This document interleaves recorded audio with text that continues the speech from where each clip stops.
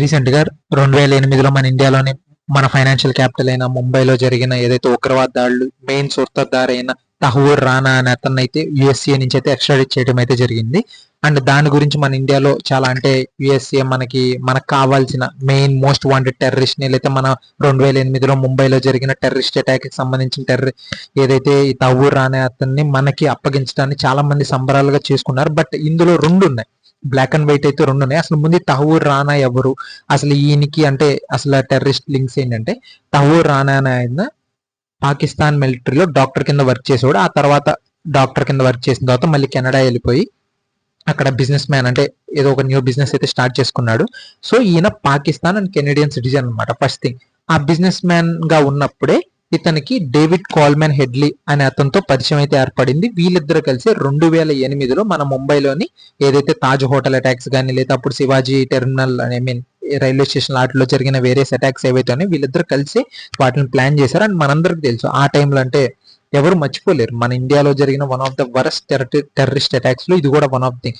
But David Coleman Headley అనే అతను అయితే ఆల్రెడీ యుఎస్ఏలో తన తప్పును ఒప్పుకున్నాడు. అండ్ యుఎస్ఏ తనకు ఆల్రెడీ ప్రొటెక్షన్ కూడా ఇచ్చింది. అంటే యాక్చువల్గా ఇప్పుడు మనం ఇట్లా టెర్రరిస్ట్ లింక్స్ ఉన్నాయి కాబట్టి వీళ్ళిద్దరు కలిసి ప్లాన్ చేశారు కాబట్టి మనకు తహూర్ రానాని ఎలా అయితే అప్పగించారో ఇప్పుడు డేవిడ్ అనే ఆయన కూడా మనకు అప్పగించాలి. కానీ బట్ డేవిడ్ కి ఆల్రెడీ అమెరికన్ గవర్నమెంట్ ఒక ప్రొటెక్షన్ అయితే ఇచ్చింది.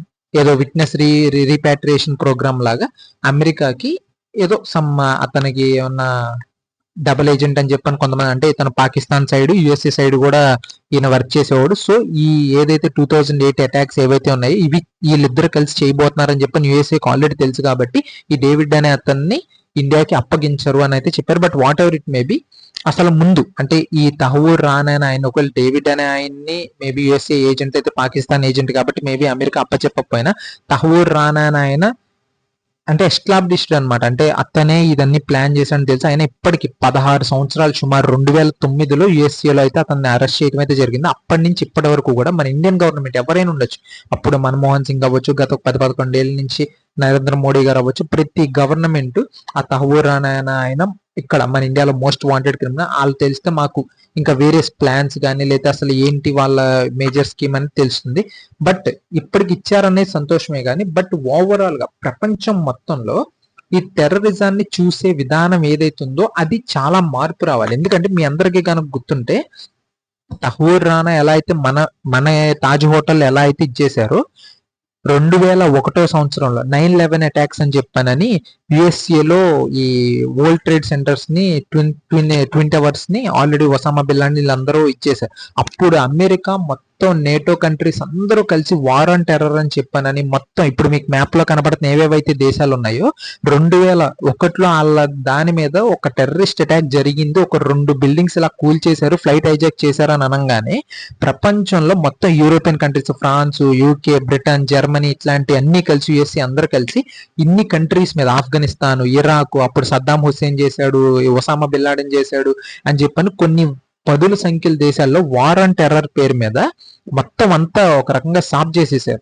అంటే ఇప్పుడు వాళ్ళ భూమి మీద లేదా వాళ్ళ యొక్క మనుషుల మీద జరిగితే టెర్రరిస్ట్ అటాక్ ఒక రకం.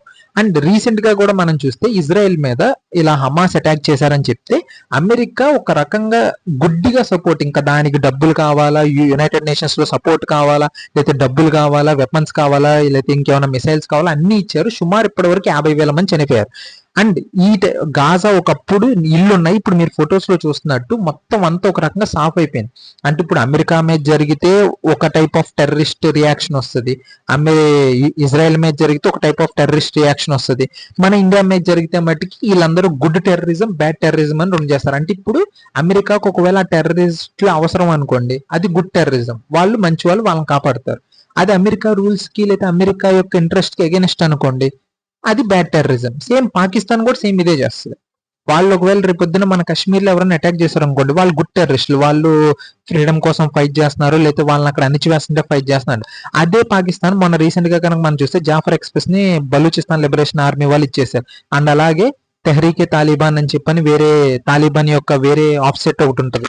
మెయిన్ తాలిబాన్ ఏమో ఆఫ్ఘనిస్తాన్ లో ఉంటారు, తెహ్రీకే తాలిబాన్ అని చెప్పి పాకిస్తాన్ లో కూడా ఉంటారు. వాళ్ళు ఏదైనా అటాక్స్ చేస్తే అది బ్యాడ్ టెర్రరిజం అంటారు. అండ్ నేను చెప్పేది ఏంటంటే గుడ్ టెర్రరిజం బ్యాడ్ టెర్రరిజం ఎక్కడ ఉండదు. టెర్రరిజం. సో అది ఇండియా మీద జరిగినా, ఇజ్రాయెల్ మీద జరిగినా, పాకిస్తాన్ మీద జరిగినా, లేకపోతే అమెరికా మీద జరిగినా సరే అందరూ ఒక రకంగా డీల్ చేయాలి. లేకపోతే ఎవరైనా ఎఫెక్ట్ అయ్యే వాళ్ళు ఉన్నారంటే మేజర్ గా కామన్ పీపుల్ ఎఫెక్ట్ అవుతారు. అండ్ అలాగే టెర్రరిజం అనేది ఇప్పుడు మళ్ళీ మనం ఆఫ్రికాలో చూసినా, లేకపోతే ఇప్పుడు ఆఫ్ఘనిస్తాన్ లో తాలిబాన్లు కానీ ఒక రకంగా మళ్ళీ రైజ్ లో ఉందని చెప్పని కొన్ని రిపోర్ట్స్ వస్తున్నాయి. సో దేశాలన్నీ కలిసి దీన్ని ఇచ్చేస్తే తప్ప టెర్రరిజాన్ని మనం అంతం చేయలేం. సో ఎప్పటి నుంచి అయినా సరే అమెరికా ఈ డబుల్ స్టాండర్డ్స్ వదిలేసేసి టెర్రరిజం అని చూసి దానికి గుడ్ కి బ్యాడ్ కి ఎటువంటి రకమైన డిఫరెన్షియేషన్ లేకుండా ముందుకెళ్తారని ఆశిస్తున్నాను. అండ్ ఈ విషయం మీద మీరేమనుకుంటున్నారో నాకు కామెంట్ రూపంలో అయితే తెలియజేయండి. Thank you for watching.